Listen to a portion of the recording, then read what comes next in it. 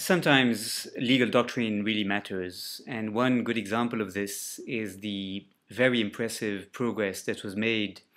in the area of economic, social, and cultural rights in the 1980s,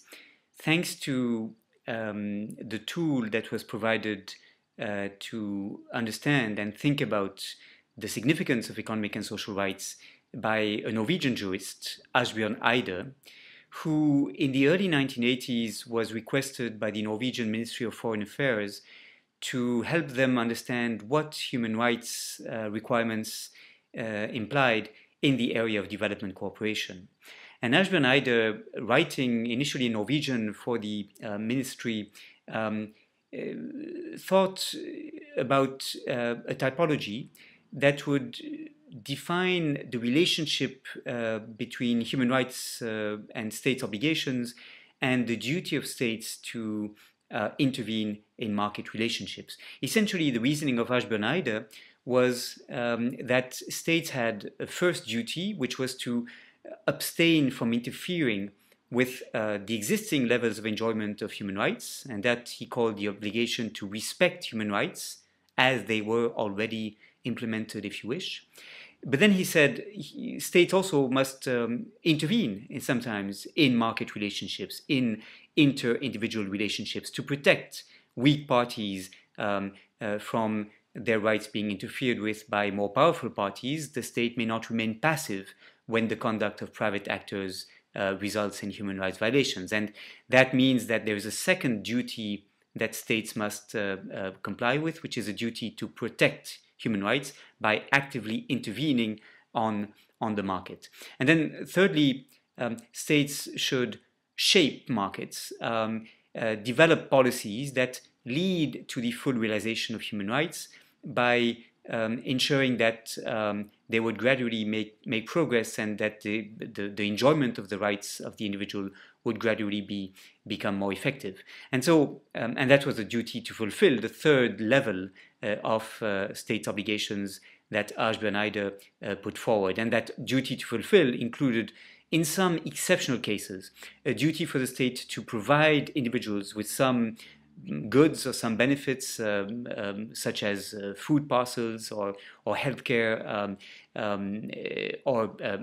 housing, education. But in some cases, it may mean simply to ensure that the market relationships function well enough, that the markets deliver these goods that are essential for the enjoyment of the rights of the individual. So this typology of duties, the duty to respect, to protect, and to fulfill, was put forward in the early 1980s, and at the same time in the United States, a philosopher, Henry Shue, from the University of Princeton, was thinking along the same lines in a book published in 1980 on the human rights policy of the United States. And gradually, the idea penetrated in the UN human rights system, not least because Asbjørn Eide became a member of the Subcommission for Human Rights, the body of experts advising the Human Rights Commission in Geneva, and published in the mid-1980s, the late 1980s, a few reports on the right to food in which this typology was put forward and made known to a broader public. And so this typology of states' obligations was quite naturally the one that the Committee on Economic, Social and Cultural Rights was then inspired to use in developing the content of the right to food, as it did in a general comment that it adopted in 1999, General Comment number 12 on the right to food, in which the Committee on Economic, Social and Cultural Rights interprets the otherwise quite vague wording of Article 11 of the International Covenant on Economic, Social and Cultural Rights that refers to an adequate standard of living and that refers to the basic freedom from hunger that should be guaranteed by states. But that right to food, that freedom from hunger, was until the late 1980s, even the 1990s, relatively vague and probably too abstract for states to understand exactly which implications it had for them. So the typology introduced by Asbjørn Eide had an important impact. It resulted in making more concrete otherwise abstract obligations, in giving operational content to otherwise very vague rights. And I believe that to a large extent, this typology, respect, protect, fulfill,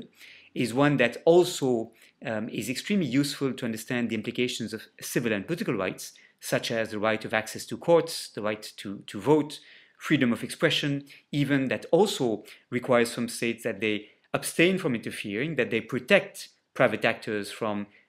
conduct that might lead to violations of that right, and may require from states that they adopt policies that in time will improve the level of enjoyment of those classically civil and political rights that I've mentioned. So this typology, respect, protect, fulfill, which is largely structuring this course on international human rights, is one that cuts across all rights and allows human rights lawyers to identify very concrete consequences that follow from the guarantee or the enunciation of human rights in human rights instruments. And it is this typology that we will be using in the next phases of this course.